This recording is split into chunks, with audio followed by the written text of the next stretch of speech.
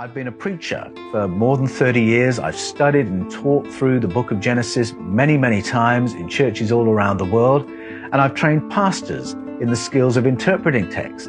And it's very clear they're not stories about gods. They're stories about the powerful ones in the Bible. If you've got a being who can literally say to the ocean, "Thus far and no further," then our ancestors would naturally say, these are our superiors, these are our gods, and worship them. The problem is, these terraforming beings were not God. And they did things that gives this away, not least that they modified our ancestors to be a slave species for them and treated us with great disregard in a number of ways, not least that in a number of these narratives there are genocides committed by these visitors. And so when you've got these leaders who actually have no empathy towards the human race, who have engineered us much as we would engineer Dolly the sheep, and are terraforming the planet not just for our benefit, but for something that they are looking for, now you've got a very confused picture if you think that's God.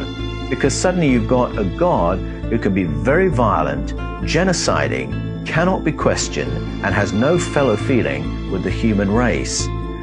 If that is your image of God, and that's what you come to when you translate these other entities, the sky beings, the Elohim, as God, then the image of God you end up with is not some beautiful image of the cosmic source, a source of harmony and love and order, the source of all things. You end up with a being who is very much like an abusive and alcoholic father. And that sort of image of God has been used by religions, it has to be said, through the centuries as a way of fear-mongering and manipulating human populations. Now that is a confusion I believe we have put on ourselves through bad translations of our ancient texts.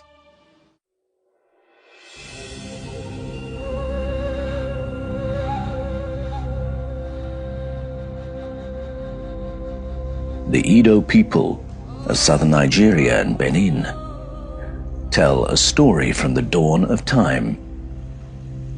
In it, the sons of Osanabua arrive on planet Earth. They are beings who arrive from outer space to a planet that is entirely covered by water. Their task is to terraform it.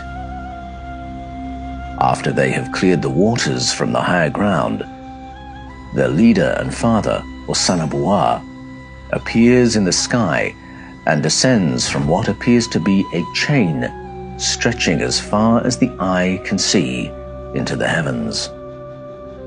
Osanabua then delegates to his sons all the subtle works of terraforming the planet, ready for human society.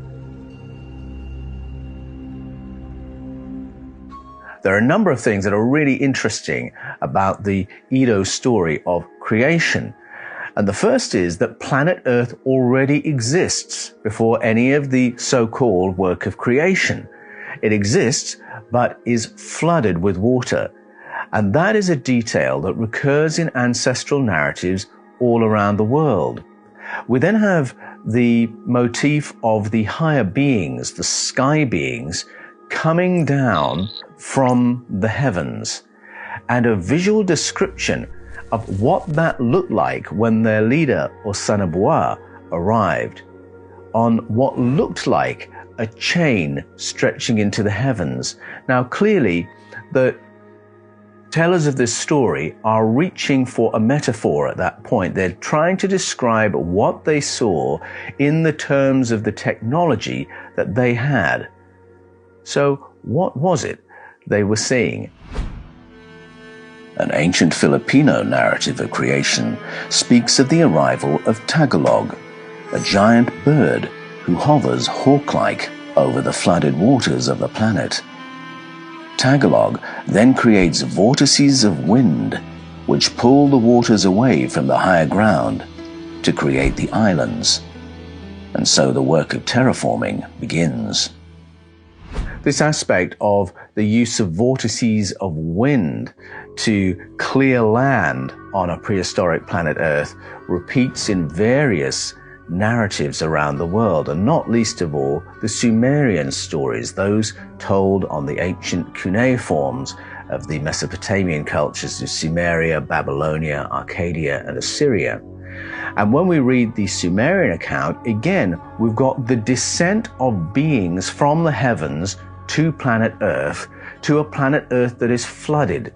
And the first thing they have to do is the separation of the waters, separate fresh water from salt water if they're going to nurture life on Earth, and the separation of land from water. Some technology has to be used to say to the sea,